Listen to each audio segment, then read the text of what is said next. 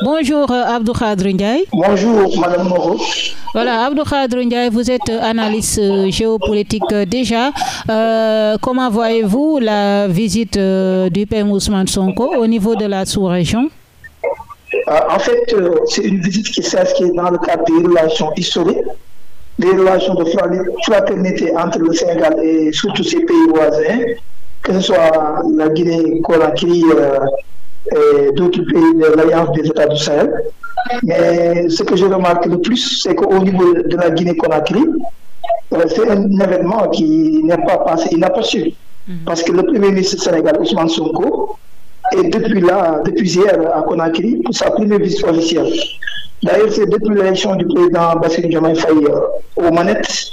Donc cette visite-là, qui est dans le cadre du renforcement de la coopération, surtout dans le cadre des mines, de l'énergie et de la sécurité, mais aussi il faut comprendre qu'il y a une vision commune entre le président Mamadou Doumbouya et Ousmane Sonko, parce qu'ils partagent ce qu'on appelle le panafricanisme et la souveraineté des États africains, et l'élargissement par rapport au partenariat, surtout la Russie. Donc il y aura l'axe Conakry-Dakar comme étant futur moteur de l'intégration ouest africaine. Et par rapport, le PM sera en Guinée-Conakry, ça vous dit quoi exactement, Ousmane? Ça prouve nettement que oui. Ce tandem entre Mamadou Doumbouya et Ousmane Sonko, cela laisse entendre que cette visite d'abord historique. D'autant plus que les recommandations pourraient être claires, ce sera un partenariat stratégique. Ils vont développer certainement des infrastructures transfrontalières et renforcer les coopérations économiques entre ces deux pays, donc entre le Sénégal et la Guinée, pour construire un futur, ressembler les liens, faire une vision pour toute la région où il y a en fait la montée du fondamentalisme religieux. D'accord. Et ceux qui disent que voilà, qui voient un problème entre le Sénégal et ces pays, du fait que ces pays sont tenus par des putschistes, ils sont arrivés au pouvoir par des coups d'État. Vous en pensez quoi? Non, je crois que ces pays-là... La proximité du PM avec les putschistes, voilà. Non, le PM, certes, a eu des relations bien avant qu'il y a eu des révolutions dans ces pays-là. Parce que tout simplement, que ce soit Doumbouya, que ce soit Traoré, ils entretiennent des relations avec Ousmane Sonko. D'ailleurs, ils ont été invités lors de la cérémonie d'investiture du président Bassirou Diomaye Faye, ici à Dakar. Maintenant, à un moment donné, Ousmane Sonko aussi partageait l'idée d'une indépendance du Sénégal et des États africains. Ces idéaux étaient chers à Cheikh Anta Diop et Mamadou Dia. Donc, c'est des panafricanistes avérés. De ce point de vue, donc, Ousmane Sonko est dans une logique de continuité pour tisser ces relations-là. Donc, il est toujours dans une logique, il est constant dans ses partenariats. D'accord, vous ne voyez pas donc de problème par rapport aux autres? Non, je ne vois pas de problème. Et puis, c'est l'incarnation de son statut de panafricaniste, peut-être. Oui, je ne vois pas de problème, parce qu'il est temps que l'Afrique revoie son modèle de partenariat avec les pays étrangers. Parce que le monde a tellement évolué, la géopolitique a tellement évolué, l'économie aussi. On est dans un monde qui, en fait, n'est plus unipolaire, mais c'est un monde multipolaire. Il y a la guerre commerciale entre la Chine et les États-Unis. Donc, l'Afrique doit revoir ses relations, son alliance avec ses anciennes colonies. La France est aujourd'hui à toutes les difficultés pour exister même dans la corne de l'Afrique.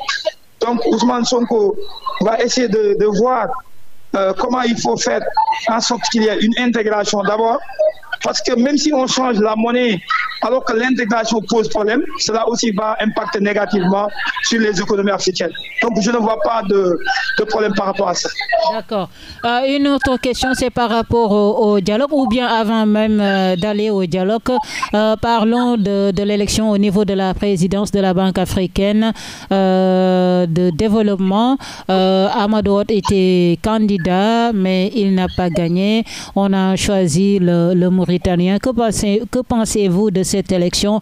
Est-ce qu'Amadou Hott avait vraiment le soutien qu'il fallait pour prendre ce poste? D'abord, pour gagner cette élection-là, il fallait avoir une double légitimité. Une légitimité liée à la personne et une légitimité aussi liée à l'agenda d'un pays. Du point de vue de son effort et du point de vue de ses capacités managériales ou professionnelles, Amadou Hott était un bon candidat. Était un bon candidat. Donc, il a le bon profil. De même que Ould Douta. Certes, ils ont de bons profils. Maintenant, le problème qui s'est posé, c'est que du point de vue la manière dont effectivement l'élection se tenait, c'est qu'il fallait tout d'abord que la personne, la candidate ou la candidature d'une personne soit effectivement édulcorée par ne serait-ce que les pays arabes d'abord, parce que les pays, vous avez vu la configuration des membres qui devaient choisir le futur président de la BAC. Donc d'abord, il y avait 81 pays. Maintenant, les 57 pays, c'est des pays africains.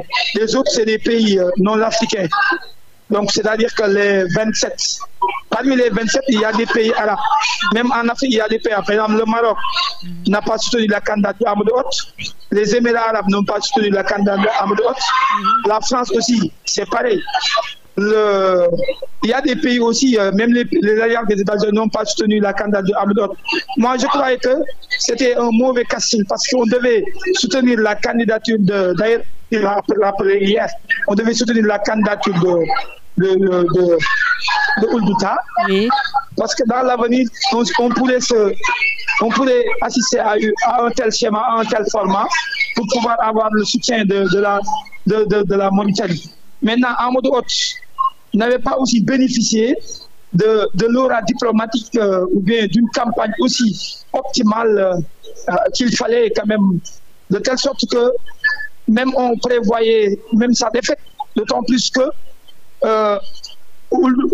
Mohamed Ould Douta avait eu le soutien des pays arabes. Lui-même, il a été quand même dans ces instances financières des pays arabes. C'est-à-dire qu'il gérait une banque liée aux pays arabes.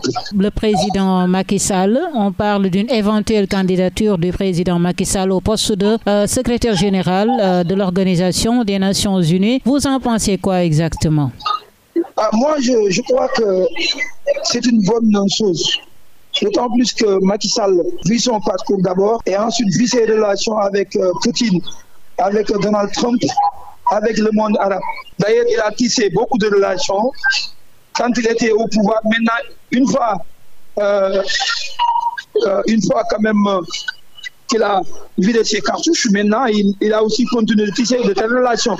C'est pourquoi il a assisté à beaucoup de manifestations internationales dans des forums, dans des panels et autres. C'est lui-même qui a été au cœur de la position de l'Afrique dans les instances internationales, surtout l'octroi d'un siège au niveau du Conseil de sécurité pour le pays africain. Il a aussi plaidé pour l'allègement des dettes et les droits de tirage spéciaux. Macky Sall aussi a beaucoup participé pour que l'Afrique ait un siège au niveau du Conseil de sécurité. Et pour que aussi qu'on revoie le partenariat entre l'Afrique et les pays étrangers. Donc de ce point de vue, je demande à ce que le tandem Ousmane Sonko, Bassirou Diomaye Faye puisse effectivement accompagner Macky Sall, ne serait-ce que pour l'intérêt de tout un continent, y compris le Sénégal, dont il a été président de la République. Donc qu'on puisse effectivement récuser toute position qui peut-être était antérieurement, ne peut pas voir Macky Sall comme étant un président de la République qui, à un moment donné, peut-être a commis certains péchés. Il faut qu'on mette ça qu'on conduise ça au passé. Comment dirais-je, Abdou Khadre Ndiaye parle un peu du dialogue national par rapport aux travaux. Actuellement, on parle de points d'accord et de désaccord. On parle de l'article 80, du renforcement des pouvoirs du PM, du cumul de mandats députés-maires et statut également du chef de l'opposition. Vous en pensez quoi? Et ce sont des points de désaccord entre les politiques. Tout d'abord, je salue cette initiative parce que ça s'inscrit dans le cadre cadre du calendrier républicain. Le dialogue est institué, c'est une tradition, c'est nous, pour pacifier les relations entre le pouvoir, l'opposition et la société civile. Et je salue aussi le fait que ce dialogue a été élargi à même d'autres couches de la société sénégalaise. Maintenant, certainement, comme tout dialogue, il y a des points d'accord et des points de désaccord. Maintenant, parmi les points de désaccord, c'est important aussi. Parce que quand on veut élargir les pouvoirs du Premier ministre, par quel schéma est-ce qu'on doit modifier des dispositions par voie référendaire ou bien est-ce qu'on doit passer par l'Assemblée nationale? Parce qu'il y a des dispositions sur lesquelles seul le peuple peut modifier. Il y a des dispositions aussi qui concernent le mandat du président de la République et d'autres dispositions qui concernent des pouvoirs réservés exclusivement au président de la République, sur lesquels le président de la République aussi ne peut pas les déléguer. Il y a par exemple dans le cadre des affaires étrangères, des relations internationales, de la diplomatie, on les appelle les domaines réservés du président de la République. Certes, il y a les points sur lesquels le président peut prendre un décret pour les déléguer, ça ne pose pas de problème. Mais il y a des points sur lesquels il faut forcément passer par le référendum parce que seul le peuple peut effectivement déléguer du tel pouvoir. Maintenant, revenons un peu sur le fait que je crois qu'il y a un autre point que vous avez évoqué. Oui. Rappelez-moi ce point-là. J'ai parlé du cumul de mandats député-maire, du statut du chef de l'opposition, article 80 également, qui protège le président de la République, qui parle d'offense au chef de l'État. Là, je suis d'accord aussi. Il faut qu'on revoie ce qui offense au chef de l'État. Parce que c'était une disposition fourre-tout. C'est-à-dire qu'on peut, même à la limite, envoyer quelqu'un en prison sans pour autant définir ce qui est offense au chef de l'État. Il faut qu'on revoie ça. Mais je suis d'accord pour qu'on protège le statut du président de la République. Mais qu'on revoie le statut, qu'on revoie la disposition concernant offense au chef de l'État. C'est une disposition fourre-tout, bateau. On peut envoyer rapidement une personne en prison sans pour autant définir ce qui est réellement ce contenu. Maintenant, pour le statut du chef de l'opposition, là, je suis d'accord. Dans un pays, maintenant, il faut voir comment attribuer ce statut-là, à quel titre on se base. Est-ce uniquement sur les élections présidentielles ou bien sur les élections législatives ou quoi? C'est ça ce qu'il faut revoir, discuter avec l'opposition pour voir, pour éviter le maximum de contestation.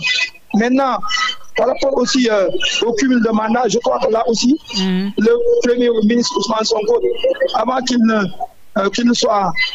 n'arrive aux commandes, d'abord, il était contre les cumuls de mandats, surtout pour être ministre et être maire ou bien avoir des postes de responsabilité aussi importantes et ensuite c'est-à-dire on cumule une poste de responsabilité élective et une poste de responsabilité nominative. Maintenant, là, ça ne pose pas de problème. Maintenant, avoir deux postes, c'est-à-dire électifs, c'est là où peut-être le cumul s'effectuer, qu'on introduisait le commun. Maintenant, on peut avoir une poste de responsabilité élective et avoir une poste de responsabilité nominative. Mesdames, être maire et être ministre. C'est possible dans beaucoup de pays.